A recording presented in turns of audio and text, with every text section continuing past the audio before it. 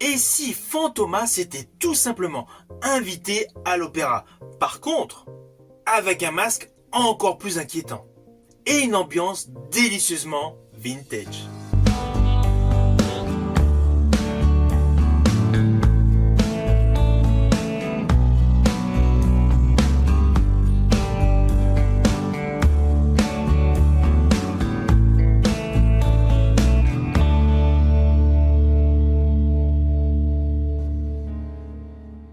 Alors pendant cette période estivale, je me suis dit autant rajouter dans mes programmations de vidéos des chroniques concernant des vieux films. Et aujourd'hui justement, je vais vous parler d'un ancien film. Il a pour titre La Malédiction de Belphégor. Alors ce n'est pas un grand film, c'est un trésor du cinéma français.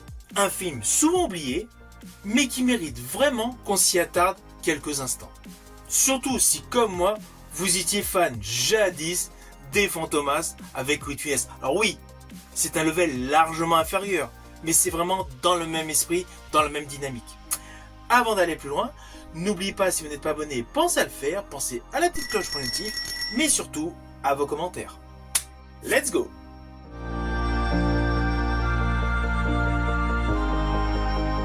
Alors tout d'abord, fiche technique de ce film. Il a pour titre La Malédiction de Belphégor. Il est réalisé par deux réalisateurs, Georges Combray et Jean Malet. Il met en vedette Raymond Souplex, Paul Gers, Jean Doran et Achille Zavata. C'est une coproduction française et italienne, attachée au registre fantastique comédie pour une durée d'approximativement 1h30, et ce film est sorti en 1967. Avec l'histoire suivante.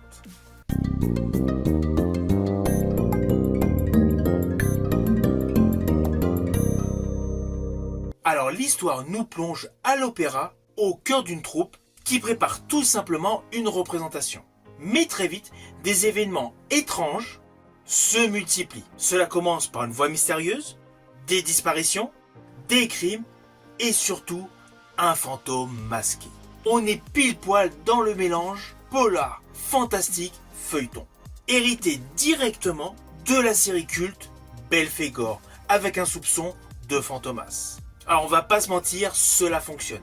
Alors le côté avec Fantomas fait vraiment très familial. On a vraiment l'impression que ce long métrage, La Malédiction de Belphégor, est tout simplement le cousin de Fantomas. Lorsque vous aurez vu ce film, vous êtes obligé de penser à Jean Marais et Louis de Funès.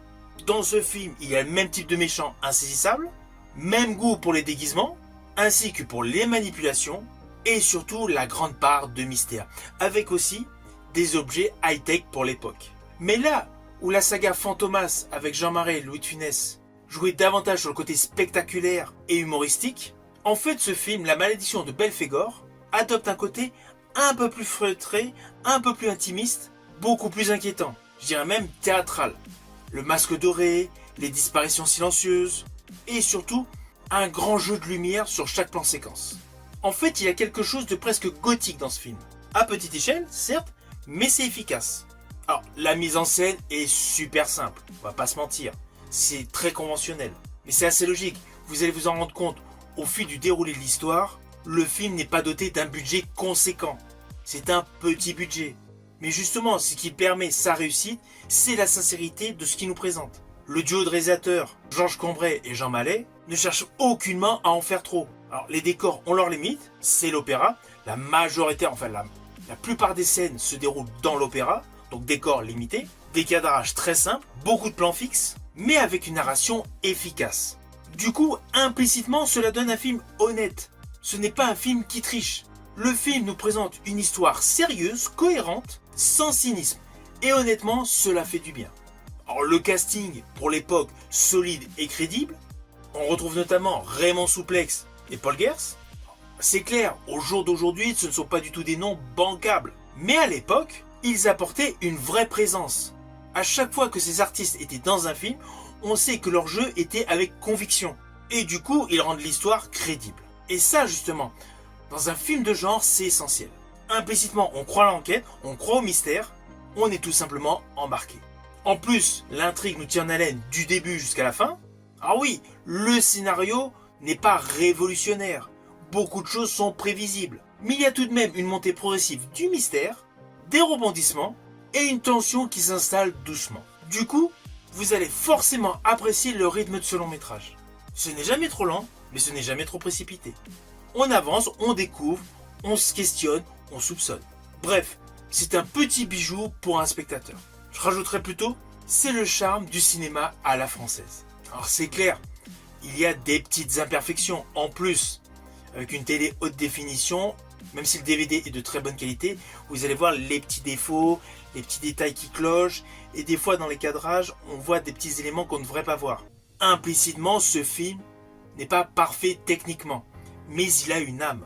Il représente une réelle envie de raconter, de divertir et de faire peur à certains moments. Perso, j'apprécie ce film pour plusieurs raisons. Son côté vintage, son atmosphère unique qui correspond vraiment à ce type d'année et son lien avec des œuvres cultes comme Fantomas. Et justement, comme cette trilogie avec Louis de Funès et Jean Marais, il y a tout un côté fleur bleue, un côté naïf. Ça le rend tout simplement attachant. Alors au final, naturellement, je vous invite à découvrir ce film, La Malédiction de Belphégor, qui est disponible en DVD. En fait, ce film, c'est un peu comme une vieille cassette vidéo retrouvée. Pas parfaite, un peu poussiéreuse, mais pleine de charme et d'ambiance qui correspond aux passionnés du cinéma tels que moi. Je rajouterai, c'est un film essentiellement qui rappelle qu'avant les gros budgets et les effets spéciaux CGI et VFX, il y avait surtout des idées, des masques et beaucoup d'imagination. Je vous dis à bientôt pour une prochaine vidéo.